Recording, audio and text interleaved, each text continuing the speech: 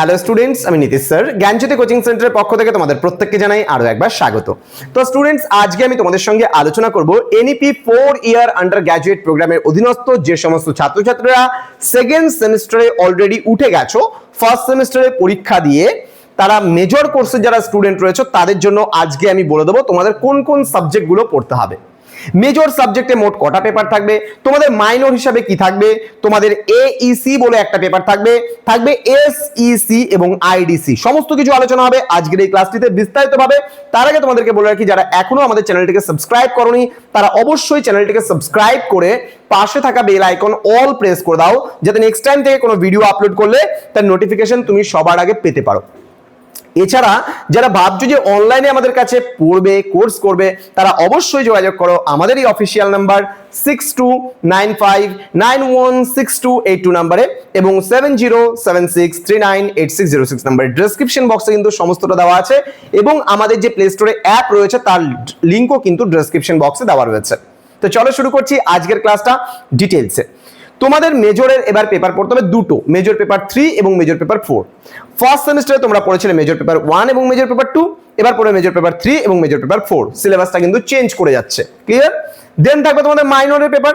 কেউ মনে করো মাইনরে বাংলা ছিল, কারো হিস্ট্রি ছিল, কারো জিওগ্রাফি ছিল, কারো সোসিওলজি ছিল, যার যেটা মাইনরে ছিল সে কিন্তু সেটা এই বছরও মাইনর সাবজেক্ট হিসেবে পড়বে, কিন্তু সিলেবাসটা কিন্তু একটু চেঞ্জ করে যাবে।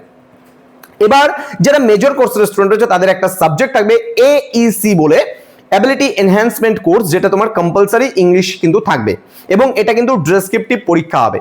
আবারও বলছি, মেজরের দুটো পেপার ডেসক্রিপটিভ হবে, মাইনরের পেপারটাও ডেসক্রিপটিভ হবে, এইসি যেটা পেপার রয়েছে সেটাও ডেসক্রিপটিভ হবে, সাথে থাকবে একটা এসইসি পেপার। এসইসি মানে skill enhancement course. Skill enhancement course হিসেবে কারো থাকতে পারে স্টাডিং তোমার হচ্ছে the architecture and artefacts of north Bengal, কারো ডেভেলপিং টিচিং স্কিল। এছাড়াও আরো অনেকগুলো সাবজেক্ট রয়েছে, আমরা কিন্তু অনেকগুলো সাবজেক্ট পড়িয়ে থাকি, সেগুলো একটু জেনে নেবে আমাদের কাছে ফোন করে।